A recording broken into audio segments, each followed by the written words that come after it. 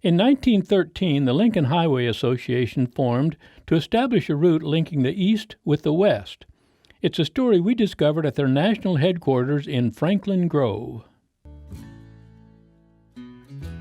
It started with Carl Fisher, the head of Prestolite Company out of Detroit, and he also started the Indianapolis Speedway, and he was interested in getting a first trans-continental highway across the United States. They were trying to get people to the West Coast by 1915 for the Pacific Exposition that was being held out there. The Pacific Exposition was a big celebration to honor the opening of the Panama Canal. And so they used that as a marketing tool to get people, to travel the road and get out there.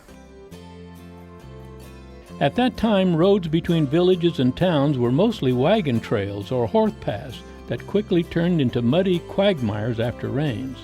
There were no route markers or numbered roads. Carl Fisher, along with other leading members of the auto industry, saw this new route as a chance to promote hard roads and increase travel by automobiles. They took existing roads or paths out west, while they used Pony Express, the Mormon Trail, anything that was existing. When the committee started the Lincoln Highway, they first plotted it, they decided they would come up with a guidebook. And that would help sell membership. Membership was $5 in 1913, which was quite a bit of money, but if you were going to get a guidebook that would show you exactly where to go to find a good road, you might consider it. Each town, why they would tell how many hotels or what was in the town.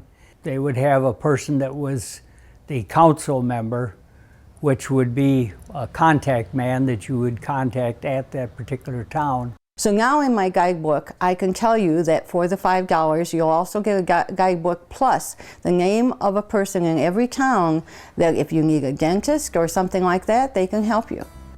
America did take to the roads, and in 10 years the countryside was littered with named highways, denoted by various colored bands on telephone poles. It was so confusing that a national standard of signage and numbering was adopted. No longer could highways be designated by name.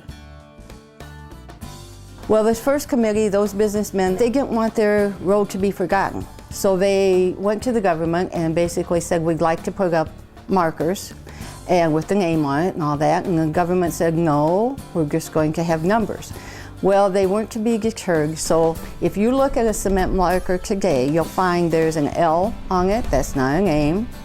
There's an arrow showing you which way to go, that's not a name.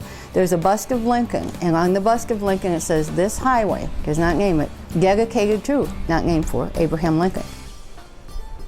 Placement of the markers was the last act of the Lincoln Highway Association. That is, until it was reborn in 1992. Today, the national headquarters for the association is located next to the original route in Franklin Grove, in this historic building. It was built in 1860 by H.I. Lincoln, a cousin of Abraham Lincoln, and it was a mercantile store. The building itself then upstairs had stage.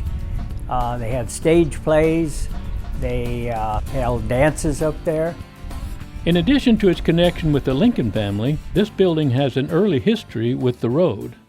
Upstairs in Lincoln Hall, 250 people met and heard the person from the association.